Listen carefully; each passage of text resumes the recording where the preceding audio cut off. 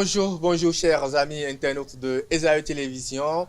J'espère que vous passez un très beau week-end. Nous également, on passe un très beau week-end et surtout en votre compagnie parce que chaque week-end, on est toujours ici avec vous et on commence avec notre émission Nansuba Week. Et comme d'habitude, on va démarrer cette émission avec Beidi et aujourd'hui, on va à la découverte d'un artiste plasticien. Son nom, Eriomi Latunji, un artiste très talentueux. Vous aurez le temps de le découvrir dans la rubrique Beidi Découverte. Grogne matinale, aujourd'hui, ça sera avec, comme d'habitude, Adam Bachirou. Et il va m'excuser ainsi j'école son nom, Adam Bachirou, qui va aujourd'hui nous parler d'un sujet très très sérieux que je vais vous laisser découvrir avec lui. Yebou est la plateforme qui nous permet de faire la promotion, de faire la publicité des entreprises ici. Aujourd'hui, nous aurons sur le plateau M. Modeste Pogbe qui fait la promotion du pain tissé et également une dame, une grande dame de parcours. Et son nom, c'est Folake. Elle fait dans la restauration. Alors, ensuite, ma fierté béninoise, on parle aujourd'hui de quoi? On parle de la dot en milieu bâtonnou. Comment ça se passe? Calez-vous et vous saurez exactement qu'est-ce qu'il faut lorsque vous voulez prendre une femme bâtonnou. On va faire une pause pour le zapping et on va revenir sur le plateau pour le panel de discussion. Aujourd'hui, on parle principalement du travail des enfants. Installez-vous confortablement, on va revenir et on commence. On va démarrer avec la grouille matinale. Adam Bachirou, il est déjà là. Nasoubaoui, c'est maintenant.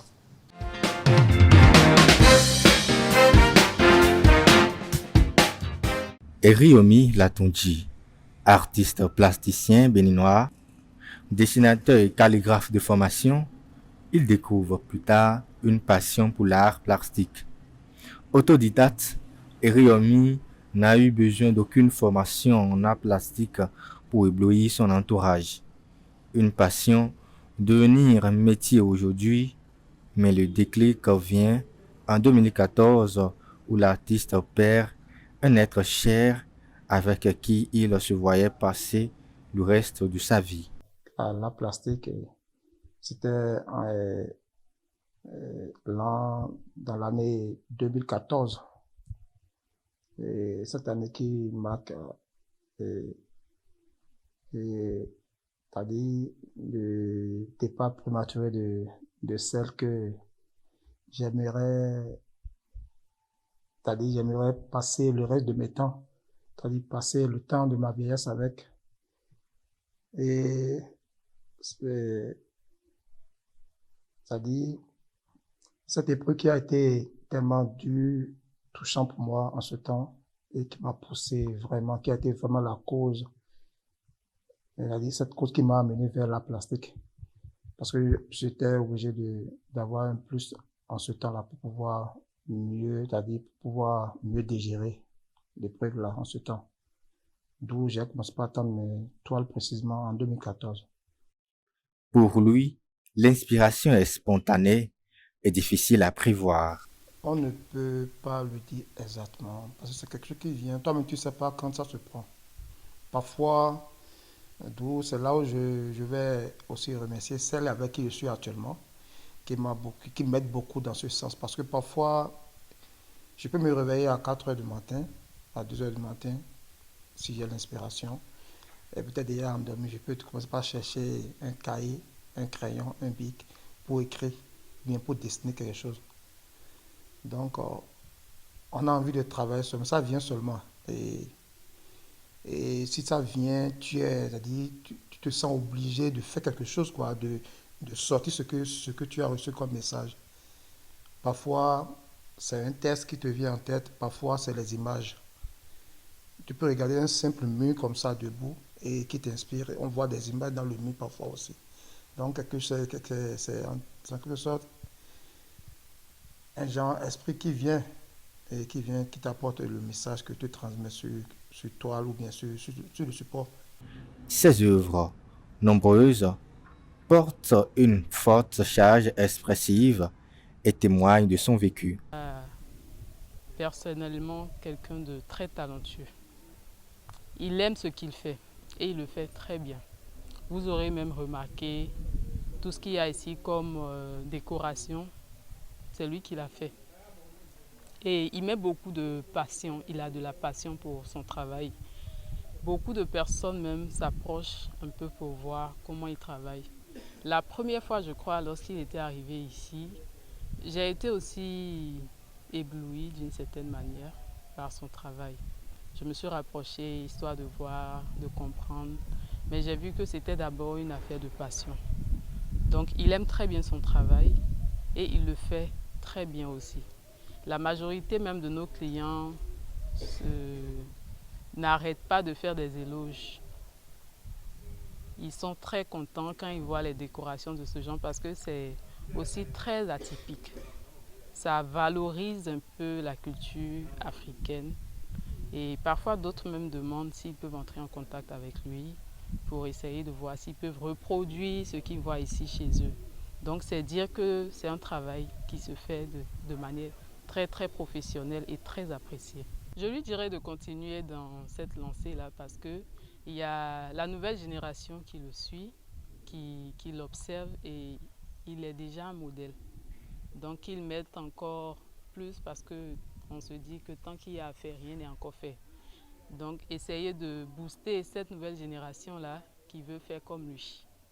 La justice et la culture africaine sont les thèmes majeurs de son travail artistique. Bon, Eric, moi, très souvent, bon, j'ai pas un thème fixe précis, et sinon, c'est ce qui me vient à la tête que j'essaie de projeter sur mes toiles comme mes sculptures.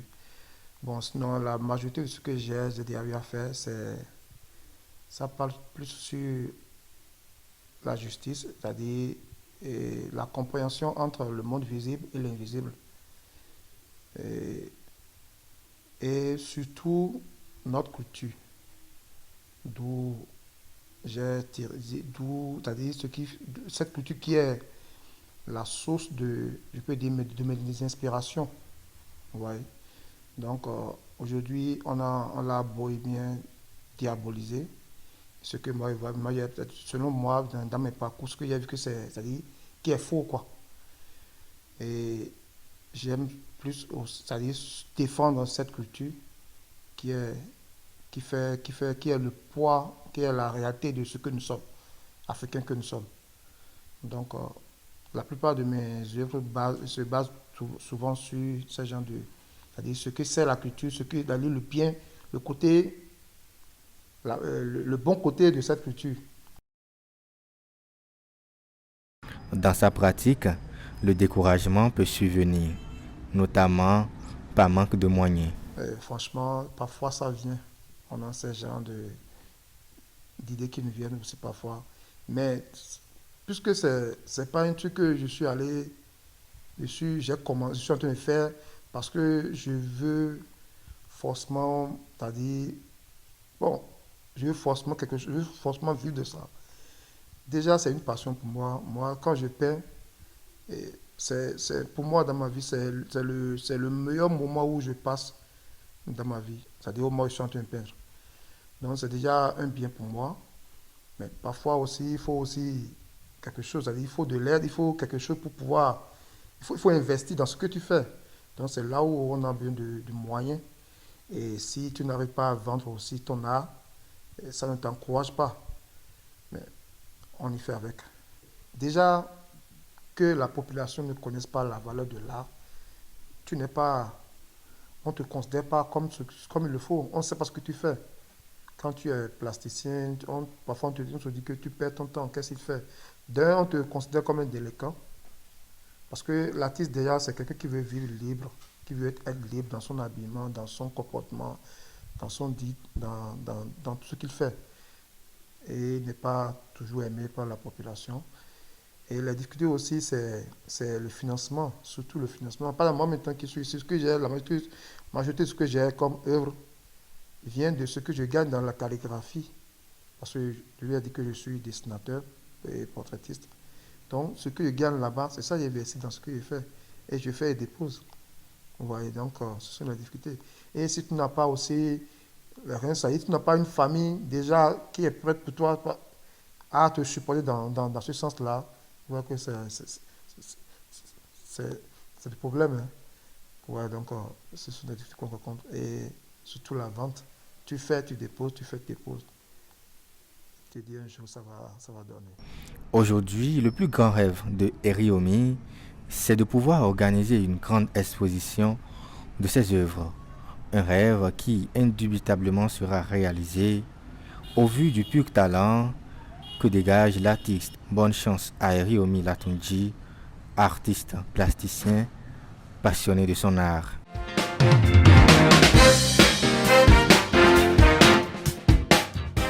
On continue cette émission, mais cette fois-ci, on va parler d'opinion, on va parler de grogne matinale. Et comme vous savez, Adam Bachirou, il est déjà là, l'homme aux chiffres.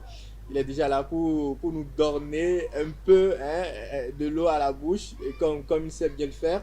Adam Bachirou, bonjour. Oui, bonjour, cher ami. Et ce matin, vous êtes prêt? Oh, je crois que je suis prêt. Vous êtes prêt pour la grogne, même si parfois vous dites que ce n'est pas la grogne. Bon, je crois que c'est ma vision des choses et je suis prêt pour le faire au nom du bien-être des populations. Vous avez le micro. Bon, je vous remercie et je crois que ce matin encore, une fois de plus, je suis là pour la veille citoyenne au nom de l'amicale des filières d'opinion de Parakou que je représente.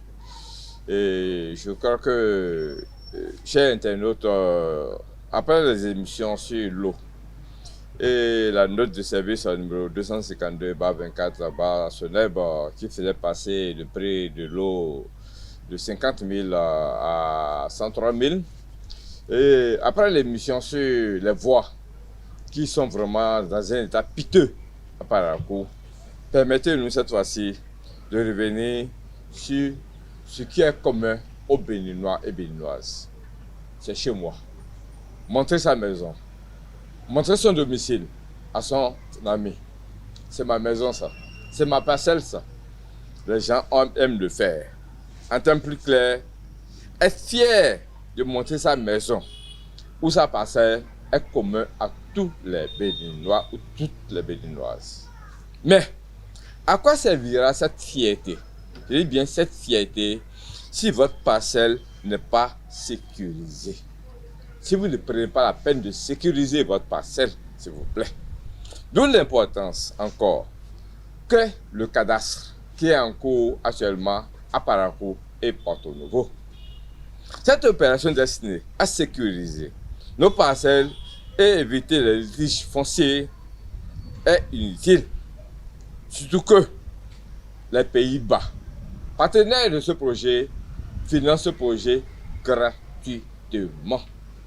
Financent ce projet pour nous gratuitement.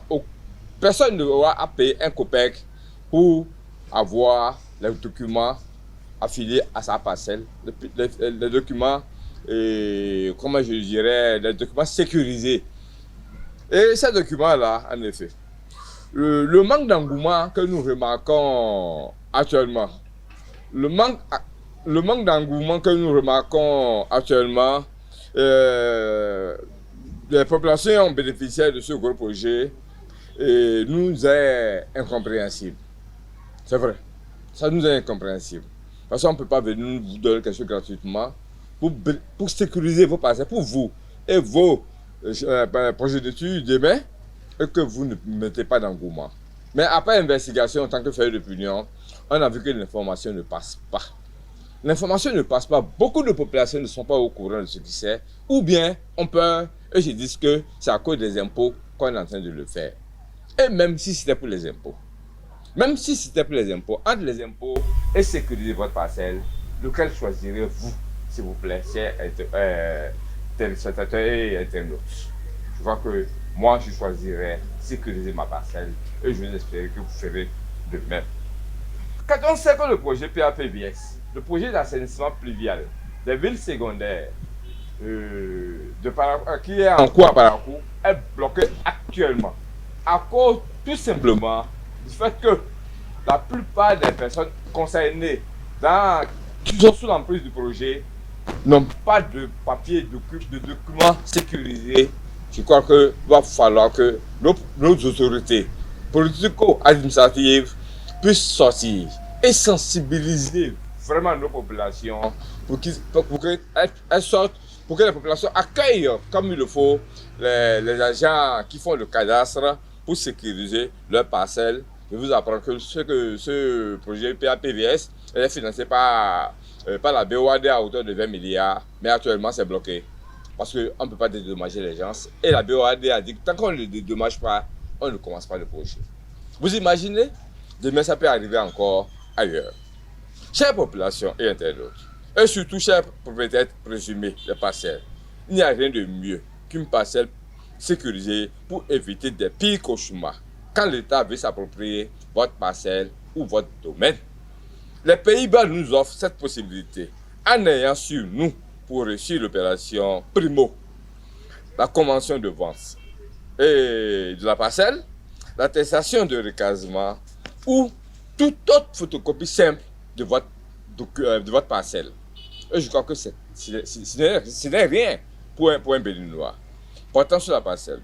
D'où l'importance de demander aux populations de sortir, car à la fin, chacun d'eux aura, pourquoi pas, à bénéficier de l'impression et distribution de certificats d'enregistrement au cadastre pour toutes les parcelles enregistrées.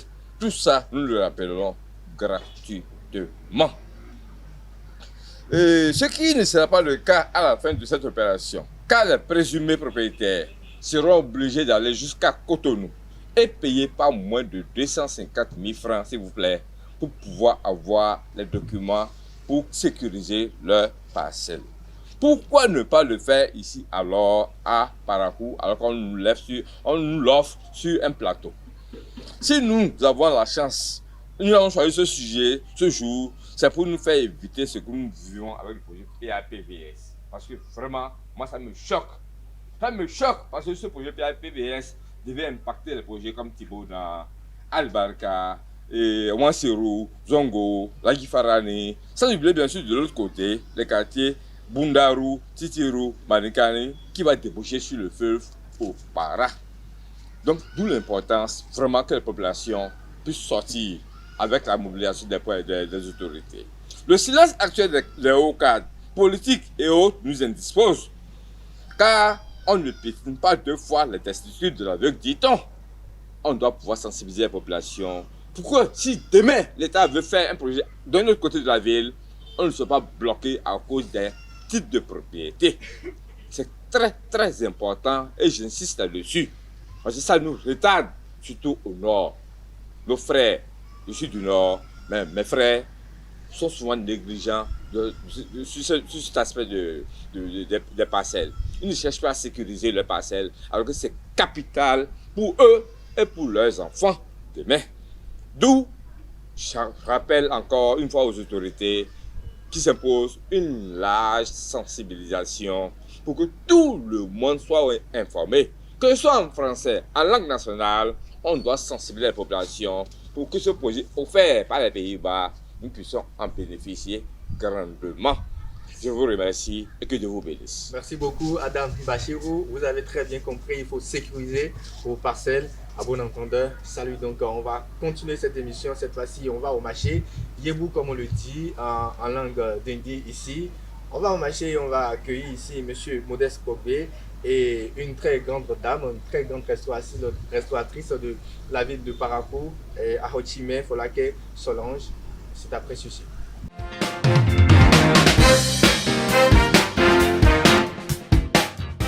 De retour sur ce plateau de Nassouba Week pour continuer. Cette fois-ci, nous sommes de plein pied dans la rubrique Yébou. Yébou pour dire le marché.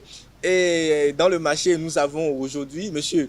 Pogbe Modeste, promoteur de l'entreprise Afrique Élégance. Monsieur Pogbe, bonjour. Bonjour, monsieur le journaliste. Ce matin, comment vous allez? Ça va très bien. D'accord. Et je ne vais pas dire, est-ce que c'est madame, est-ce que c'est demoiselle? En tout cas, bonjour à vous. Bonjour monsieur. Je me permets de vous qualifier, vous êtes très ravissante. Merci beaucoup.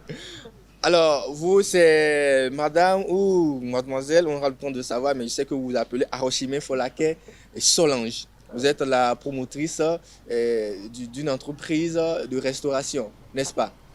Alors, si nous sommes là aujourd'hui, c'est pour faire la promotion ou la publicité de vos différentes entreprises. Et comme on le dit, et on fait honneur aux dames, n'est-ce pas, monsieur Kouabi? Exactement. Ou bien? Oui, Alors, honneur aux dames, donc. Madame Solange, je vais dire Solange. Folake Voilà, Arochime. voilà, Madame Arochime Folake Solange. Oui.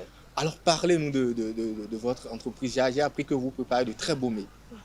Comment ça se passe?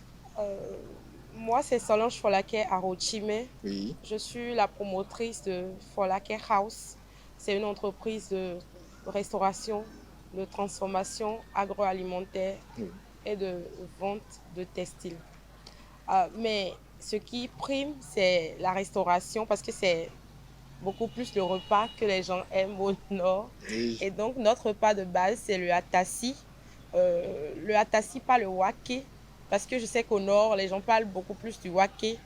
Et moi, j'appelle le wake du riz au soupçon d'haricot, ce qui n'est pas le cas chez nous. Chez nous, c'est du haricot rouge, bien retrouvé dans le riz. Et donc, c'est du atassi du sud avec différentes formes de dja, le dja, le d'huile friture. d'arachide, de friture, Bon, que on j'appelle est le chez nous. dja, de friture, d'huile d'arachide et d'huile rouge. Oui. Et nous avons les escargots, du poisson, du fromage et un peu de tout. Et tout ce que vous En citez dehors là. de ça, Oui. nous portons un coup de main aux entrepreneurs occupés qui n'arrivent quand même pas à faire la cuisine tout le temps. Oui. Les dames qui travaillent, qui font des gardes, qui reviennent fatiguées, des moments occupés ou des célibataires géographiques entre griffes qui n'arrivent pas à cuisiner tout le temps. Nous faisons des sauces que nous leur proposons ou alors, et selon leur volonté, que nous leur proposons et qu'ils mettent dans les frigos et dans les congélateurs pour réchauffer et manger plus simplement après. Nous faisons le bomiwa, la pâte rouge, le djongoli, et puis un peu des repas, les crin-crin, gombo, tout ce que vous pouvez manger à la maison. À la maison. La pâte, piment, que vous n'avez pas la chance de trouver dans tous les restaurants.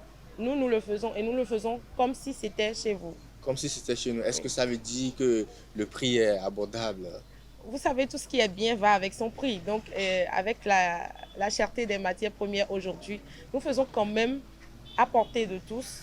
En fonction de votre capacité, nous vous faisons des propositions de plats qui nourrissent quand même votre âme, votre esprit et tout ça. D'accord. En dehors de ça, Oui. nous proposons des cocktails digestifs pour vous permettre Voilà. de faciliter la digestion. Et comme on l'appelle, comme les clients l'appellent, c'est notre cocktail de fidélité. Il y en a qui viennent l'acheter et partent manger autre chose parce que nous ne faisons pas l'igname pilé.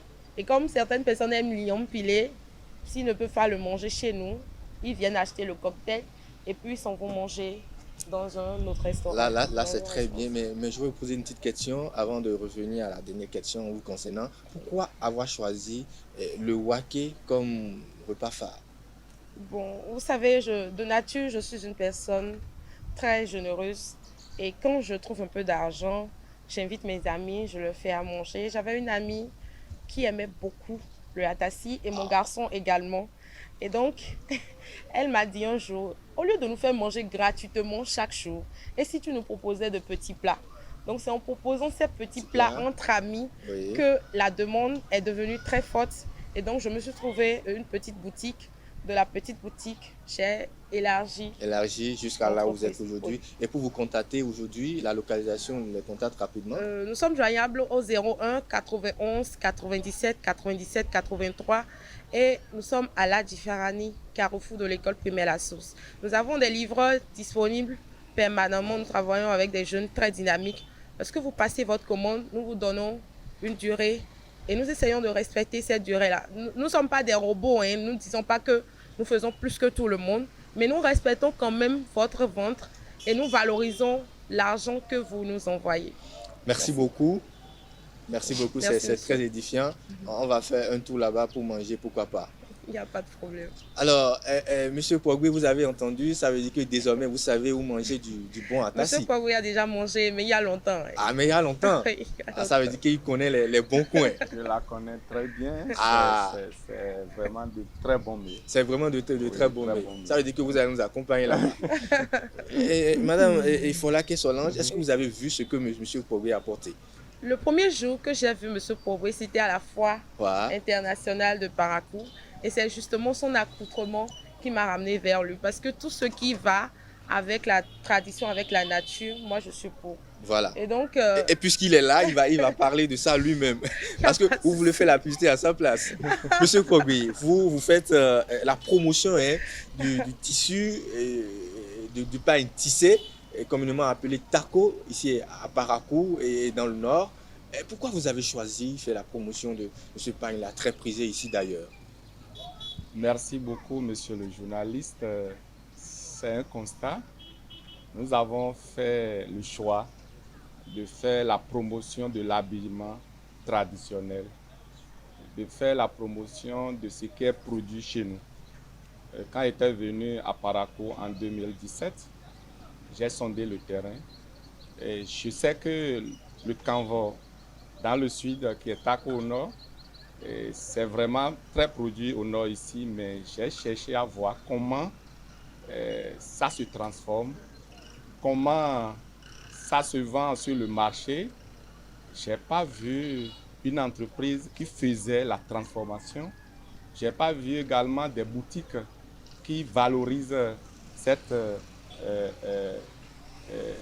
ce produit qui est vraiment un patrimoine culturel. Oui. C'est à partir de ça nous avons décidé de faire la promotion. Nous avons d'abord fait un tour au Burkina Faso. Nous avons vu comment ça se fait là-bas. À partir de ça, nous avons décidé de faire la promotion de notre canvas, de notre taco.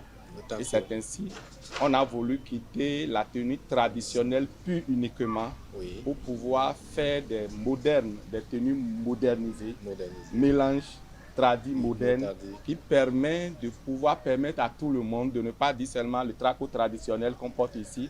On peut porter pour pouvoir aller à n'importe quelle séance, à n'importe quelle activité, séminaire, conférence et se faire valoriser. On n'aurait plus besoin de dire c'est les tenues importées qu'il faut utiliser pour se faire valoriser, mais avec notre canvas, avec notre taco, on peut aller à tout événement et montrer que nous avons de la richesse. Voilà, et voilà c'est de là qu'est née Afrique Élégance. Et dans votre boutique aujourd'hui, quels sont les différents types de vêtements qu'on peut trouver? Dans nos boutiques, nous avons d'abord gardé les tenues tradies pures pour pouvoir conserver l'authenticité de notre culture. Si vous allez voir le taco origine qui est fabriqué au nord ici, qui est long, le taco vrai, nous avons ces tacos-là en différents formats. Vous avez les mini tacos, vous avez également les dantiki qui sont portés, qui sont les hauts qui sont portés. Après cela, nous avons fait beaucoup de tenues designées et les good luck, beaucoup de formats de good luck que nous avons également au niveau de notre boutique. Des robes de mariage, également des différentes sortes de robes que la femme peut porter, et également toutes les catégories de pain. Canvas, taco, dessin avec dessin, sans dessin simple, il y a tout un tas de pain avec les différents formats de réalisation. Voilà un peu ce que nous avons au niveau de notre boutique. Mais pourquoi il faut choisir Afrique Élégance aujourd'hui? Afrique Élégance, vous savez, nous voulons vraiment développer la richesse au niveau local. Nous ne voulons plus que c'est ce qui est importé qui va plus nous intéresser que ce que nous produisons ici. Lorsque nous choisissons de consommer le local Afrique Élégance, cela voudrait dire que nos richesses, nos artisans, nos populations, ils arrivent à avoir ces ressources-là pour pouvoir se développer au lieu de pouvoir aller acheter des super qui sont très chers, mais qui n'ont pas la même authenticité, qui ne durent même pas comme le pain tissé. Aujourd'hui, les gens se trompent, ils disent que le pain tissé est cher. C'est une erreur. Justement, moi, parlant des prix. Canvas que je porte plus de 10 ans, qui sont encore bien en forme. Moi, j'ai acheté des super une fois. Ça n'a pas fait un temps. Et puis, la deuxième chose, lorsque tu t'habilles en canevas, c'est vraiment apprécié. C'est beau. On sait que quelqu'un est là. Je me rappelle, un jour, j'étais à la vieille marmite, j'ai porté mon canevas. Il y a quelqu'un de l'université qui a porté une tenue, mais il me dit, mais monsieur, pourquoi on vous regarde plus que moi? Vous avez porté ce que vous avez porté, ça coûte combien? Lui a donné le prix, il dit, mais désolé, ce que j'ai porté là, c'est plus de 100 000. Mais on ne me voit pas. Pourquoi nous aurons des choses qui intéressent? Même aujourd'hui, je connais, il y a des gens qui nous ont vus depuis la Suisse, qui sont venus, mais ils sont intéressés. Pourquoi nous, on ne consomme pas? Il faudrait que nous consommions ce qui est local, qui est valorisé. Voilà, il faudrait qu'on consomme ce qui est local et qui est valorisé. Et Oui. aujourd'hui, si on veut contacter Afrique Élégance, ou la localisation d'abord, après le contact. Afrique Élégance est située à Parakou. Oui. Sur le goudron, il y a Iboni, Carrefour, Oseniruga. C'est le quartier à Maouillon. Lorsqu'on quitte le marché Zongo, on prend le nouveau goudron, on tombe en même temps sur le goudron, il y a Iboni, le Carrefour en T. Donc nous sommes en face directement, vous allez voir Afrique Élégance. À Cotonou, nous sommes au marché des arts de Cotonou et juste au niveau de bout de travail. Voilà un peu les positions d'Afrique Élégance actuellement. Merci beaucoup. Et Mme Folake, vous l'avez écouté, c'est vrai que vous connaissez déjà. C'était avec plaisir que vous l'avez encore écouté. Ça veut dire qu'il faut encore faire un tour dans la boutique, n'est-ce pas? Oui. Au moment où je l'avais rencontré, je n'avais pas encore peut-être les moyens de m'offrir une tenue de ce standing-là. Ouais. Mais maintenant, avec Atassi, ça va bien. D'accord. Mais elle parle de standing. Mais vous achetez des pagnes. Vous savez, moi, je peux dire qu'en tant que femme, je n'ai jamais acheté le super ni les bon, ça c'est un autre débat. On va revenir après pour faire ce débat peut-être dans une autre émission. Mais cette fois-ci, merci d'être passé sur notre rubrique Yébou. On va prendre une pause et on va revenir cette fois-ci dans Fierté béninoise pour parler de la dot en milieu bâtonneau avec un journaliste culturel qui est déjà là avec nous. On revient tout à l'heure et ça sera dans Fierté béninoise.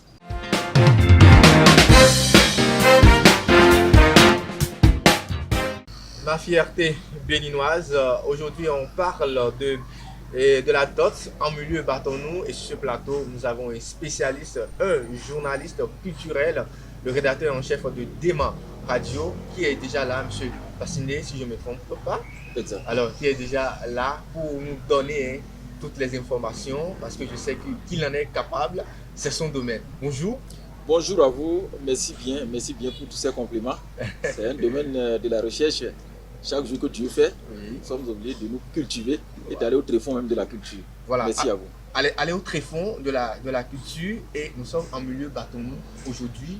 Et quand on parle de dot, la dot, elle représente quoi à un bâtonneau? La dot, un peu comme dans les communautés ou les peuples négro-africains, est un symbole d'alliance en réalité.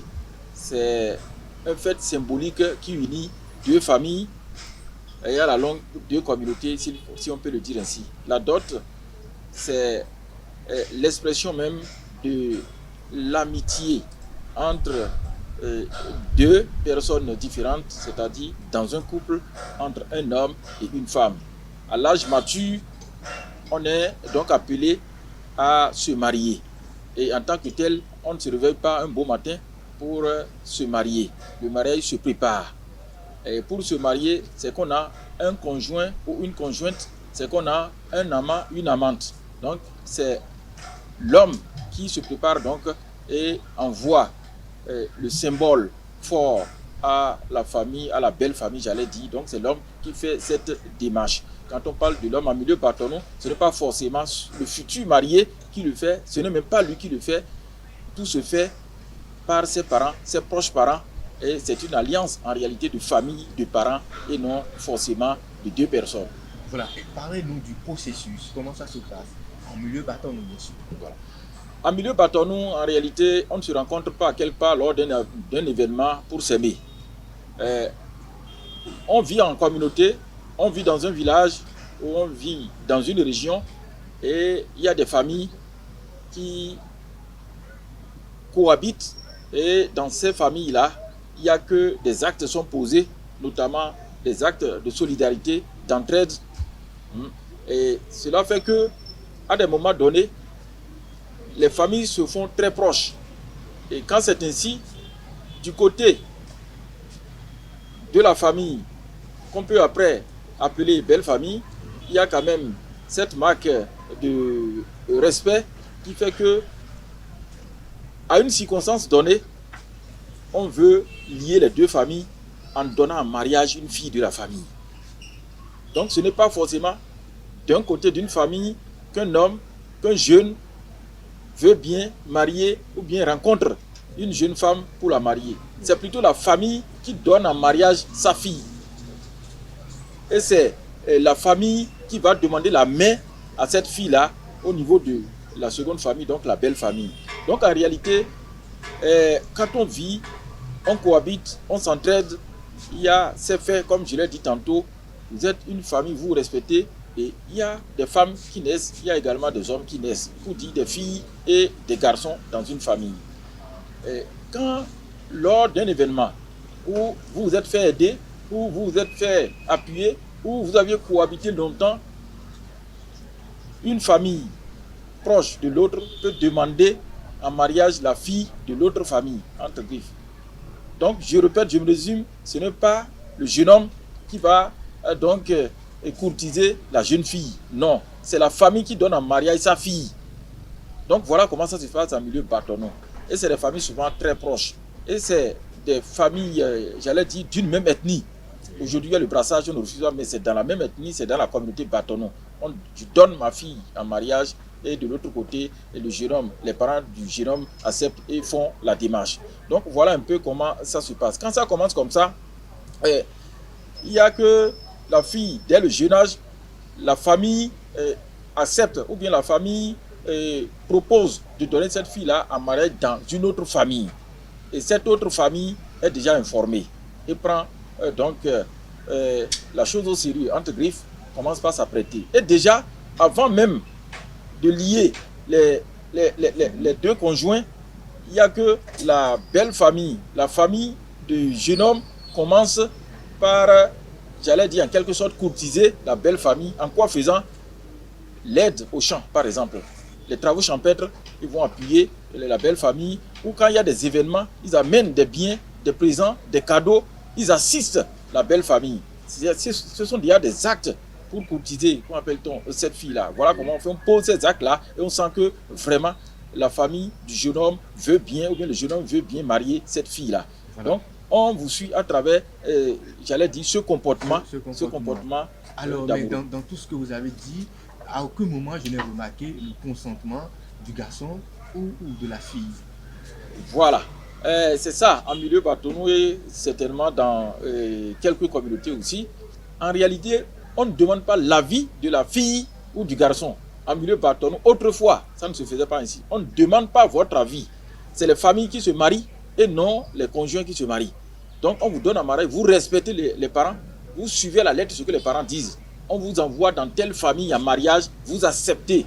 Vous ne pouvez pas fuir le village, vous ne pouvez pas, j'allais dire, refuser, vous ne pouvez pas opposer un refus par rapport à cela, parce que vos grands-parents l'avaient fait, vos aïeux l'avaient fait, etc. Donc c'est la perpétuation de la tradition. On accepte. Et de l'autre côté, au niveau du jeune homme également, il accepte. On lui propose une fille en mariage, il accepte, il respecte les parents et comment appelle-t-on, le processus est enclenché. Donc on ne demande pas le consentement des conjoints. Et jamais, à grand jamais, la fille ne rencontre pas le jeune homme dans une occasion, dans une circonstance donnée pour faire quoi que ce soit. Jamais, au grand jamais. C'est les gens qui se fuient en réalité. Donc c'est un peu comme si c'était même, entre griffes, un couple opposé. Les amis du jeune homme peuvent, comment appelle-t-on, dans une certaine circonstance, retrouver la jeune fille quelque part avec ses amis, oui. Les amis de la jeune fille peuvent, comment appelle-t-on, dans une certaine circonstance, rencontrer les amis du jeune homme. Voilà comment ça se fait. Mais les deux qui vont se marier, les futurs mariés ne se rencontrent jamais, à aucune occasion, jusqu'à ce que l'acte soit scellé, jusqu'à ce que le mariage soit fait. Alors, et le jour même de la dot, qu'est-ce qui rentre en droite ligne des préparatifs de la dot? On dit on donne le cola ou bien qu'est-ce qu'il faut donner pour que la dot soit consommée? La dot en elle-même est spirituelle, donc c'est un symbole, c'est symbolique. Et en milieu bâtonneau, autrefois, selon nos recherches, la dot est constituée de quelques effets seulement. Il s'agit par exemple d'un paille noir, d'un paille blanc, d'un foulard, de quelques colas. Il faut dire aussi que les colas sont introduites récemment, puisque par le passé, dans la communauté bâtonneau, il n'y avait pas ce brassage interethnique, j'allais dire. Donc, il y avait par exemple les coris qu'on dépensait, sinon les coris qu'on utilisait comme monnaie courante pour faire le troc en réalité. Donc, c'est ces effets-là qu'on présente donc, à la belle famille comme dot. Donc, ce n'était pas de l'argent en espèces, ce n'est pas une enveloppe financière, mais un paille noir, un paille blanc, un foulard. Les pailles, en réalité, si ce n'est pas un, c'est peut-être deux, mais au plus quatre. Tout ça, c'est au plus quatre. Les pailles, oui, c'est pour couvrir l'intimité de la femme. Le foulard, c'est pour la rendre belle, etc. Donc, c'est significatif, tous ces effets-là. C'est significatif. Monsieur Bassini, est-ce que ça se respecte encore aujourd'hui? Oh, autre temps, autre mœurs. En réalité, par le passé, ce qui s'est passé, la culture elle-même, elle est dynamique. Donc aujourd'hui, on ne vit plus cette situation-là. Puisqu'il faut dire que ce n'est plus les familles qui se marient, mais c'est des gens qui se rencontrent à un festin quelque part, à une occasion donnée, à un événement, à une fête, ou dans la rue, et qui s'aiment et qui se marient. Donc c'est un peu cela. On ne respecte plus la tradition. Et il faut le dire que tel que ça se passe avec le pouvoir d'argent, avec le modernisme, il est très difficile de retourner à la case départ. Voilà. Est-ce que aujourd'hui, la religion a une influence sur la dot? Oui, ça il faut le dire. En milieu bâtonneau, pratiquement, les religions, notamment la religion musulmane, il faut le dire avec beaucoup de respect que j'ai pour cette religion, la religion musulmane a pris le pas sur la tradition, sur certains faits culturels en réalité. Les autres religions également, notamment le christianisme et comme ça, voilà. Tel que la dot se présente aujourd'hui, c'est à l'image. Même ceux qui veulent essayer de faire comme la tradition le demande, c'est à l'image de la communauté islamique. C'est à l'image de l'islam, de ce que l'islam fait. Donc il y a ces influences-là qui font qu'aujourd'hui, on trouve que c'est caduque ce qui se passait autrefois et qu'on peut passer en un rien de temps à l'acte, on peut passer en quelques jours seulement au mariage et c'est ainsi scellé. Alors que par le passé, ça prenait suffisamment de temps. On passait même à des enquêtes de moralité au niveau des deux familles. On voit d'abord la famille dans laquelle on doit donner sa fille en mariage. Si cette famille-là est autosuffisante, est-ce que c'est une famille travailleuse? Est-ce que c'est une famille respectueuse? Est-ce que ce n'est pas une famille qui adopte de mauvais comportements dans la société? Donc on fait une enquête de moralité pour s'assurer que cette famille-là est digne. C'est une famille sage et que les enfants qui vont naître seront à l'image de ces deux familles. Voilà, merci beaucoup. On a beaucoup parlé, on n'a pas pu parcourir quand même toutes les questions. Oui. Et un dernier mot de la fin. Oui, le mot de la fin, c'est que, il faut le dire, il est très difficile, par les temps qui courent, qu'on revienne à la case départ par rapport à la culture, à la tradition elle-même. Mais quand même, les religions qui cohabitent avec la tradition aujourd'hui, on est obligé de faire avec, mais il y a juste où il ne faut pas aller loin.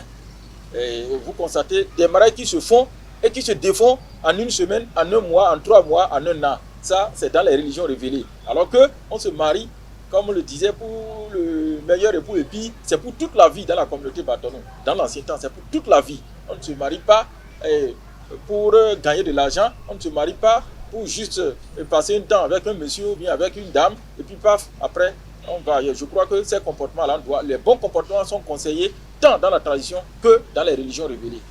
Merci beaucoup, M. Bassini, pour ces éclaircissements. Alors, on a fini avec ma fierté béninoise.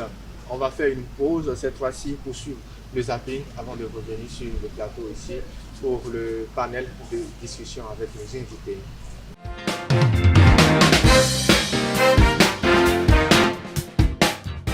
L'enfance, c'est la vision de demain. Quand vous prenez les écoles, c'était avec les bois. Ce n'est pas sorcier, tout le monde peut y arriver. La charité bien ordonnée commence par soi-même. C'est avec un rêve qu'on commence à changer le monde. On ne change pas une équipe qui gagne. Ça sera difficile. C'est comme si elles vendent leur âme au diable. Maintenant, prenez les marchés modernes. sur toute l'étendue du territoire national. C'est du jamais vu. L'homme n'est jamais satisfait. L'un se font appeler l'homme du peuple sans réaliser la volonté du peuple. Quelle démagogie politique. On fera face à beaucoup d'épreuves du point de vue électoral. Dieu nous appelle à la paix. Nous appelons tous à l'unité, à la fraternité. Vous pouvez tout avoir. Si vous n'avez pas la foi, vous êtes zéro. Et que c'est seule la foi qui sauve.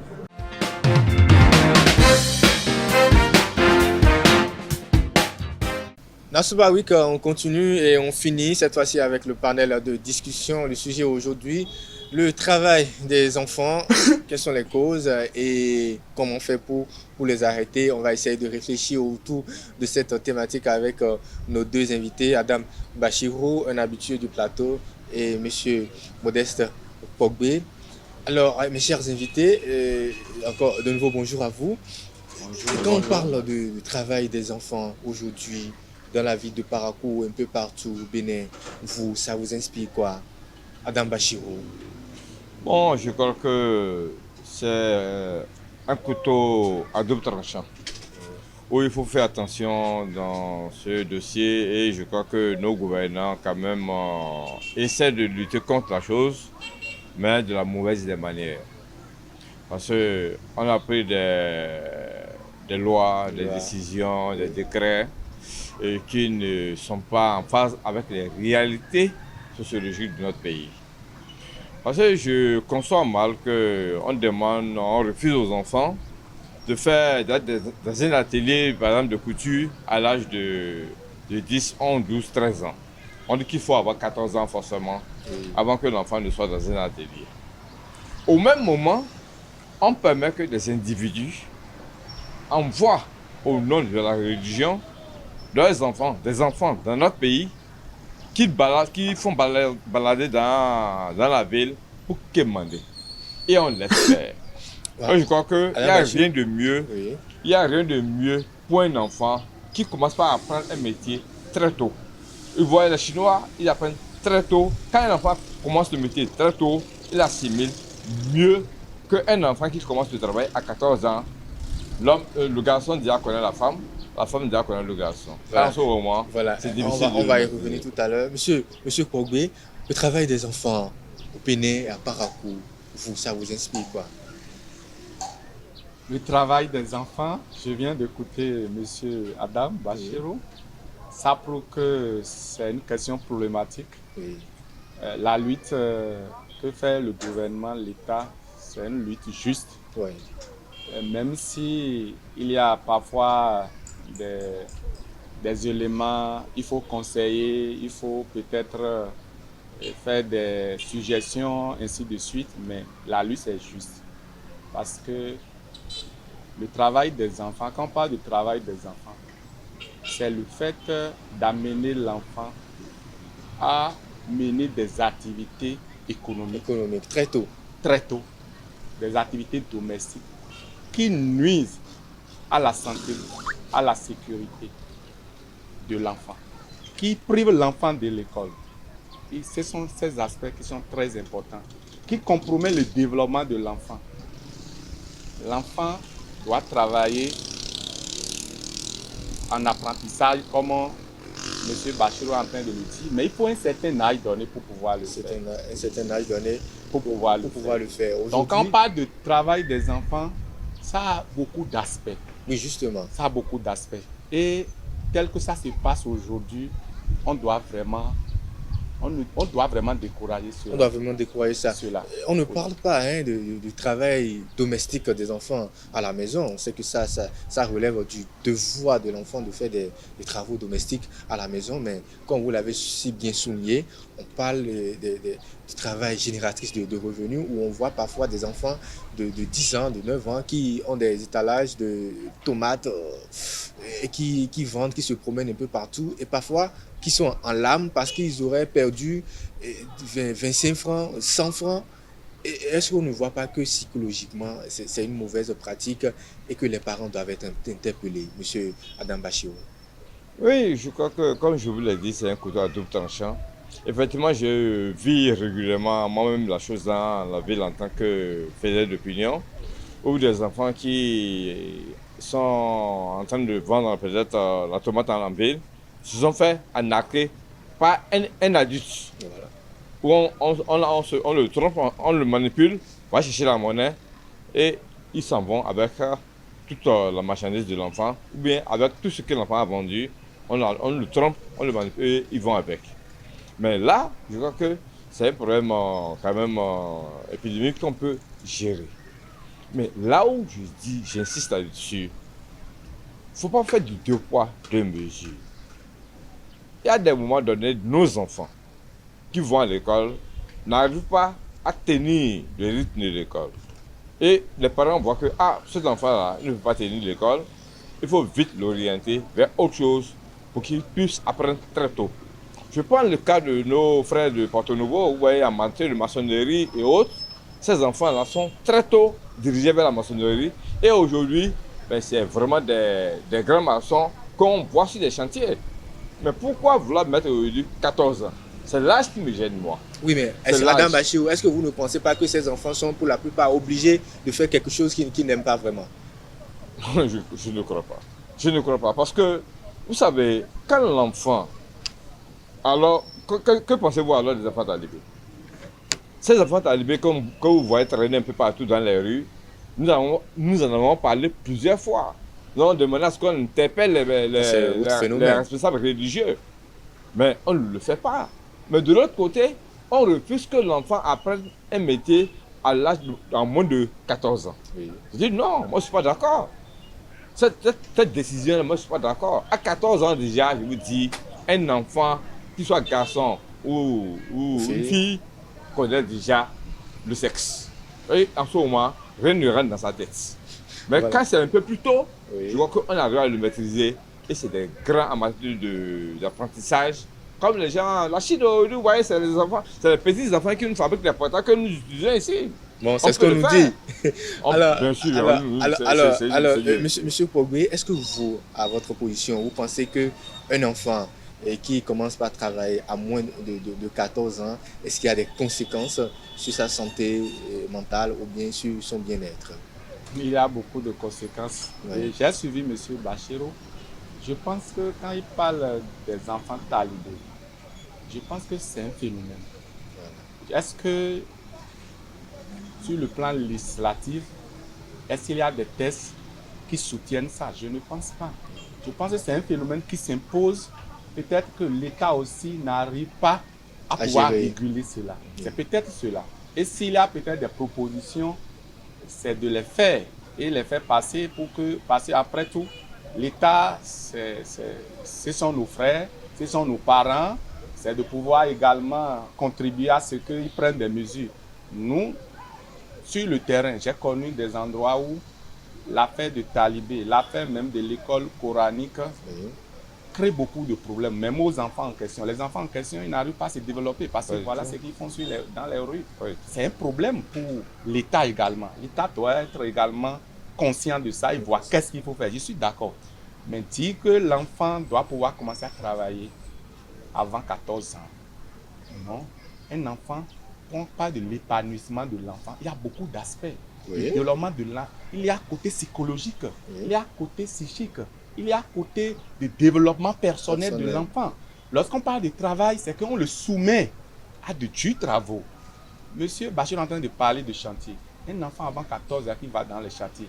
Vous voyez, dans un chantier, au niveau d'un chantier, vous voyez toutes les activités physiques que cela nécessite, la force physique que cela nécessite. Même si les gens le font là-bas, ce n'est pas bon pour l'épanouissement d'un enfant. Parce que c'est un droit pour l'enfant. Et au niveau de l'OIT, c'est bien clair qu'un enfant ne doit pas travailler avant 14 ans. Aussi bien au niveau du code de travail, au niveau du Bénin, même si nous avons des expériences où des gens l'ont fait, des enfants avant 14 ans, dans les normes, ça ne répond pas à la capacité d'un enfant de tenir. Voilà. On anticipe, il y a des petits apprentissages que l'enfant peut faire. Par exemple, il y a des écoles où on fait initiation au métier. Des enfants à partir de 12 ans, mais ce n'est pas réellement du travail, non. C'est des petits trucs qui rentrent dans les formations éducatives, comme on le fait, les travaux manuels, ainsi de suite. Mais quand on parle du travail des enfants, ce n'est pas bon de pouvoir mettre ces enfants-là dans une formation en bonne étude. Alors, Monsieur Pogbe. Puis encore, c'est de parler également du vrai thème du travail des enfants en tant qu'exploitation. Vous avez parlé tout à l'heure des enfants qui vont dans les marchés, des enfants qui vont, les risques auxquels les enfants ça, sont soumis, c'est trop. Lorsqu'on laisse un enfant ambulant en train de vendre dans les marchés, dans les rues, tout et tout, il y a beaucoup de risques. L'enfant n'a pas la capacité de pouvoir résister à des tentatives, de l'exploitation, parce qu'il peut être soumis à beaucoup de dégâts. À beaucoup de choses. Beaucoup de choses. Et M. Pogui, lorsque l'enfant n'est pas intelligent, on remarque très tôt qu'à l'école ça ne va pas. Qu'est-ce qu'il faut faire? Non, à l'école ça ne va pas. À 14 ans, on ne peut pas encore dire que ça ne va pas. On a dit jusqu'à 13 ans. À partir de 14 ans, l'enfant peut aller en apprentissage. Mais un enfant au primaire, il faut quelle année? Au primaire, on a dit que le primaire, c'est obligatoire. Le primaire, on finit à quel âge? C'est vers 11 ans, on rentre au niveau du collège. Oui. Maintenant, permet à l'enfant d'aller un peu jusqu'au niveau secondaire, même si ça ne va pas dont nous parlons. C'est que si on se cache derrière cela, on risque d'autoriser des choses qui vont compromettre dangereusement l'avenir de l'enfant. Un couteau à double tranchant pour Adam Bachirou qui est mitigé par rapport à la question, mais qui, je pense, a quand même compris l'importance d'inscrire les enfants à l'école et de ne pas les inscrire très tôt dans des travaux génératrices de revenus, n'est-ce pas, Adam Bachirou? Bon, oui, j'ai écouté mon co-débatteur. Oui. Et je dis que j'insiste là-dessus, les enfants, qu'ils soient filles ou garçons, ont les mêmes droits. Oui. Qu'ils soient de l'Est, de l'Ouest, du Sud ou du Nord, ont les mêmes droits. Moi, je ne peux pas accepter. Et nulle part, je vous le précise, nulle part dans le Coran, il n'inscrit ce qui se passe pour les enfants talibés. C'est un abus qu'on fait. Et on laisse faire parce qu'on ne veut pas aller sur ce terrain.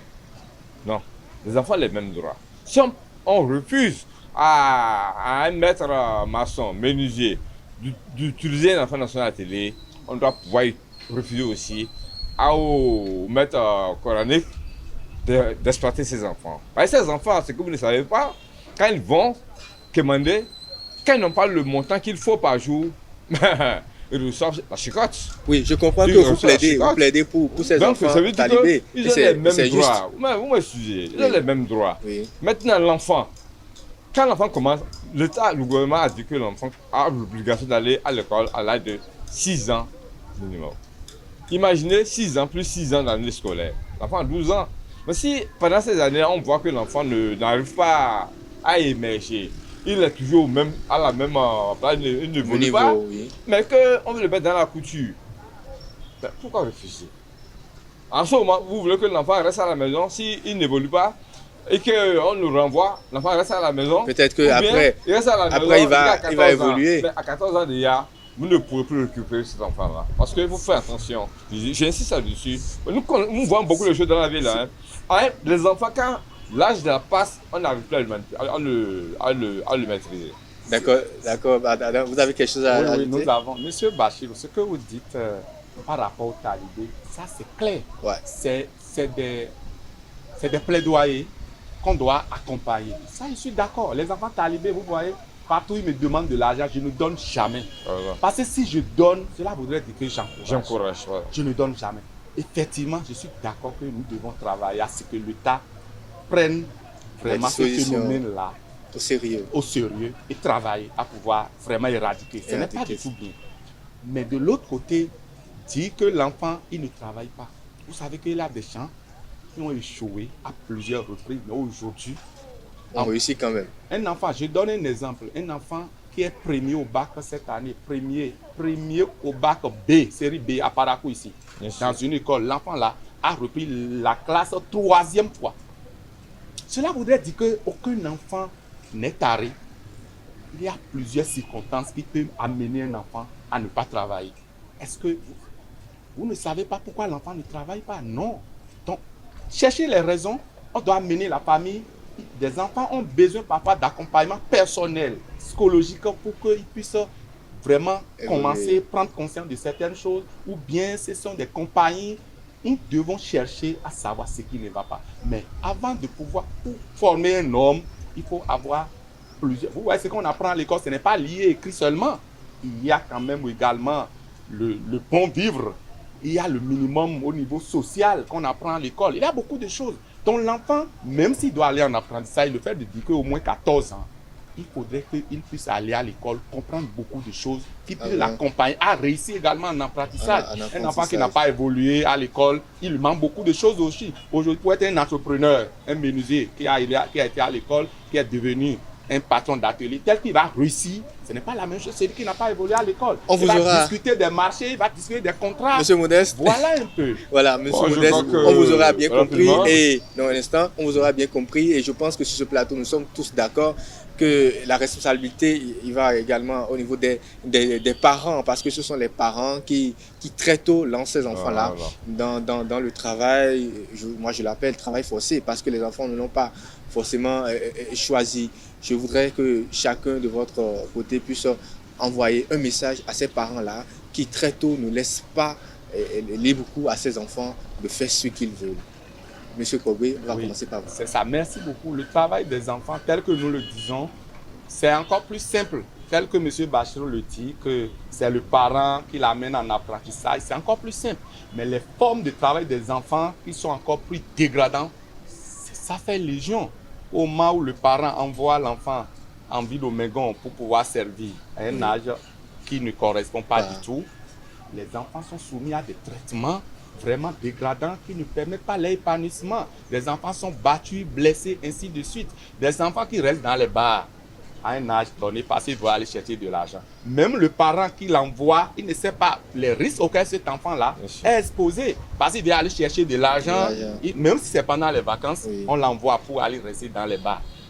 À un âge donné, ça compromet l'avenir de l'enfant. De là, ça peut déjà créer la déviance. Ça peut l'amener à abandonner, comme on le dit, à se comporter d'une autre manière. Donc, les parents, nous devons, quand on dit que c'est la pauvreté, tout ça, non. On peut être pauvre, mais être digne. Être pauvre ne veut pas dire qu'il faut envoyer son enfant n'importe où pour servir de richesse, pour pouvoir soulever nos besoins de la famille, ainsi de suite. Donc, nous devons vraiment conscientiser les parents à ne pas vraiment cet aspect-là. À ne pas pouvoir... Merci beaucoup. Et votre mot de la fin? Mon mot de la fin, rapidement, permettez-moi que je vous dise aujourd'hui, si je vous dis par exemple que je n'ai que le niveau CM2, j'ai eu le CEP, je devais aller en 6e. Quand j'ai arrêté les études, par la force des choses, je suis devenu vulcanisateur de formation. Et mon métier, je l'exerce aujourd'hui et je fais vivre ma famille avec. Mais quand les gens savent que j'ai le niveau CM2, ils sont étonnés. Parce que à travers ce que je fais, ils sont étonnés. Ça veut dire que l'âge ne dépend pas forcément. C'est la manière qu'on garde. Et c'est la manière, là, ce message que j'envoie aux parents. Envoyer l'enfant aller casser le caillou, je dis non. Non et non. Envoyer l'enfant aller dans les rues, je dis non et non. Mais envoyer un enfant peut-être qui ne veut pas à l'école, apprendre la couture, bon, je ne vois pas quel travail de difficile il y a là. L'enfant peut-être va vite maîtriser le métier et en moins de rien, il devient un grand couturier de haute couture. On ferait du bien à cet enfant que de le laisser aller dans la rue ou vers la déviance rapidement. Il peut aller vers la débauche sexuelle, hein? Il peut aller vers la drogue et on n'arrive plus à maîtriser ces enfants-là. Ou aujourd'hui, allez à la prison civile, où vous voyez de plus en plus, ils sont très très jeunes à la prison civile. De plus en plus, ils sont très jeunes. Allez-y là, je vous en prie. Vous allez voir où vous allez le poulet là. D'accord, on n'aura pas le temps, le temps est déjà passé, on n'aura pas le temps pour bien décortiquer le sujet, mais je pense que nos chers téléspectateurs ont quand même compris la position des deux débatteurs qui quand même nous ont donné des conseils qu'il faut pour recadrer ce milieu-là qui, à mon avis, est très, très dangereux et pas du tout bien pour l'état psychologique des enfants. Alors, nous sommes déjà à la fin de notre émission Nansouba Week de ce jour. Merci de nous avoir suivis, nos chers amis téléspectateurs, chers invités. Merci d'être venus. On espère que vous serez là les prochaines fois. C'est fini, stop et fin, Nansouba Week. Chers amis, je vous demande de vous abonner, d'appuyer sur la cloche de notification et surtout de partager nos émissions pour plus de visibilité. On se retrouve très prochainement, le week-end prochain pour Nansouba Week. D'ici là, portez-vous bien.